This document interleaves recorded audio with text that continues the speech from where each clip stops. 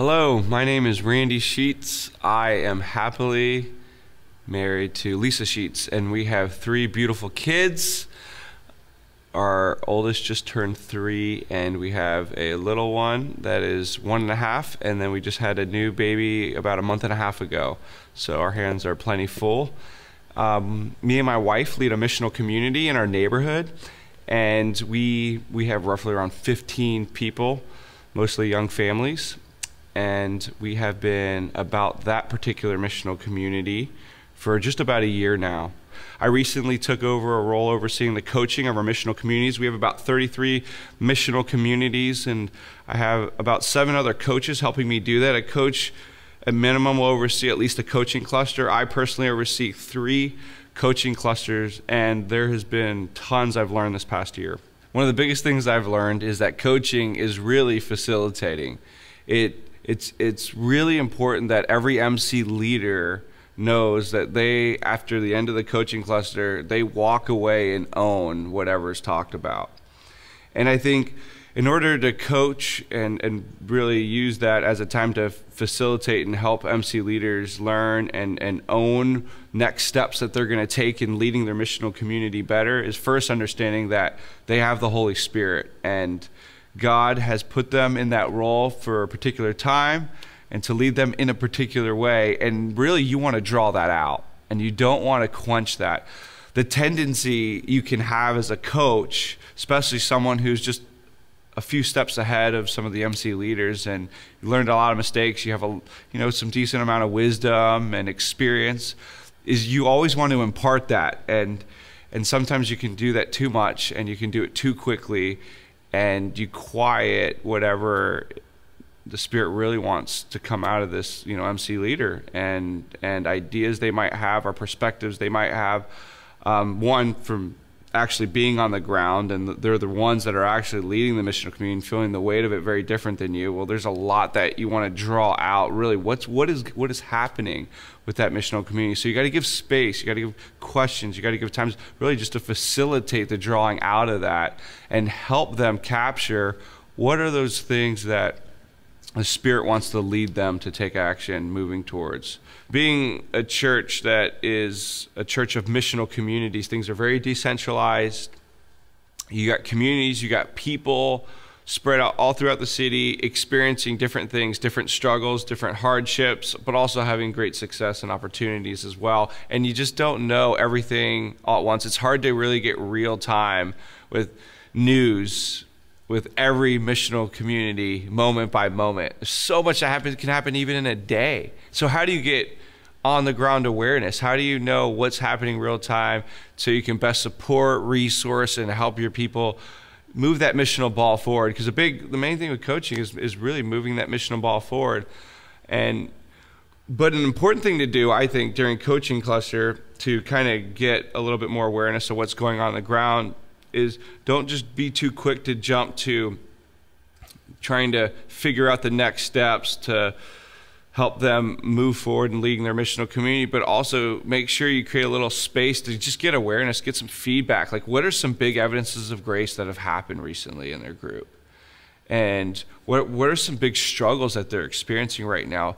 Super important, super helpful to get that context, to get some background, what's going on, and where are they struggling, and where are things going well, to kind of help inform you to best lead them moving forward. Also, doing that with several missional communities over a time helps you get a good general breadth of where your family, where your church family kind of needs help moving forward. So in regards to your sermon series, how you preach and who you're preaching to, it should help build into how you preach and how you prep for a sermon series, really getting that understanding of like how your people are really doing from face-to-face conversations.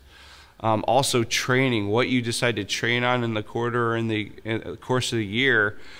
I think with coaching, you can begin to see patterns of similar patterns of unhealth, and you say, okay, most people don't know this kind of stuff, so these are the things we need to train on. Be super helpful in how you choose to equip your family. So big changes I made this season with coaching clusters. Last season, just this past year, learned a lot. And one of the big takeaways is don't make this thing too complicated. Anywhere from the overall structure itself to the processes that you set in place, and especially the questions. Whatever you use to coach your coaching cluster, you're gonna want to have some sort of standardized kind of pattern or form you use in the questions you ask. And I think the key thing is not to make it too complicated, not to make it just too, yes or no kind of questions. You really want to ask the right questions that draw out the most amount of conversation, where you can kind of guide and shift conversation to as it's needed to help them take next steps to lead their missional community well. And so this season, just to give you a rundown real quick, the basic kind of questions I've learned to kind of shift more of my coaching to: one, using that time to kind of share key information going on within the body, right? An important thing that we are seeing that coaching cluster is a great time for is helping our MC leaders have buy-in and ownership in how the elders are moving forward and leading, the church. We are a church of missional communities, therefore missional community leaders are highly valued and important to us moving forward as a church and Christ building his church through us. And so informing them during the coaching cluster time, super helpful, super important.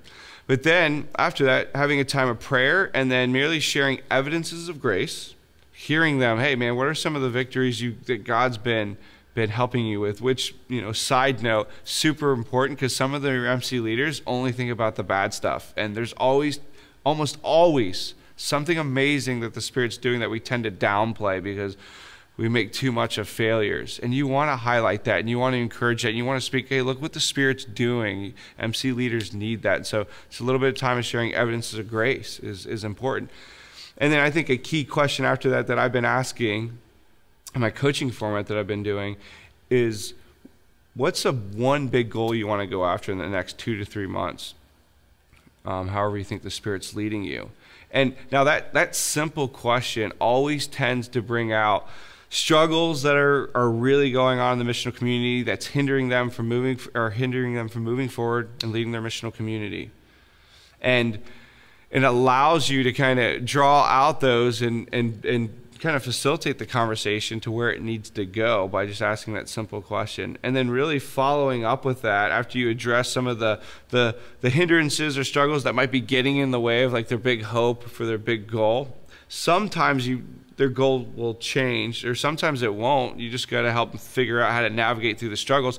You just have a few action steps you help them come up with in light of their big goal and struggles.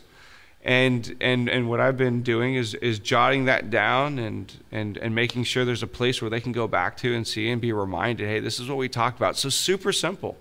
But even those simple kind of coaching times actually draw out a lot of great conversations and are just, they seem to be super helpful for the MC leader to take ownership. And then the next coaching cluster, you kind of follow up. Okay, how did you do with those next steps? So keeping it simple, I think, is really important. Big lesson learned. I think the other thing that's really important is, how do you create an environment where new coaches are apprenticing, learning, and growing, so you have growing coaches, multiplying coaches while you're multiplying missional communities? Because if you don't have that kind of system in place, you're going to have a problem eventually. Not enough coaches for the missional communities you have. And the coach's role really being, helping that missional ball move forward. It's really important. I think it's that kind of relationship. As you grow coaches, I think missional communities will help the multiplication of missional communities as well. So that's super important. What we've been doing this year, instead of just having a monthly coaching cluster with the coach always facilitating, this year we have 3 touch points for every quarter that we're going to try out for the fall. First is going to be a leaders meeting where we grab all the leaders to come together. Big goal for that is, it's kind of like the coaching cluster, but with just a lot more leaders. Bring them all in one room saying, guys, here's where we're going. Here's where we're heading in the fall. Like, that's for us, or here's where we're heading in this new season. These are key things that we're doing. And maybe we could even do some training if it makes sense, but we're in this together. Let's move forward together. and creating some space to hear back from them and to dialogue together.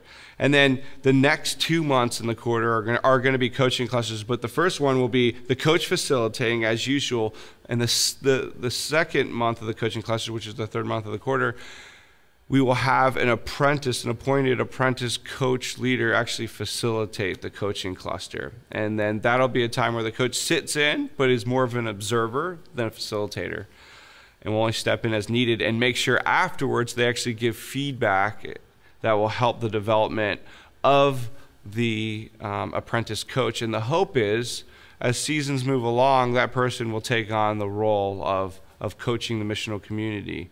And they are someone you really want to look for that has that kind of ability to think missionally, strategically, and is very excited and passionate about always calling their people on mission and wanting to see that the mission happen within their community.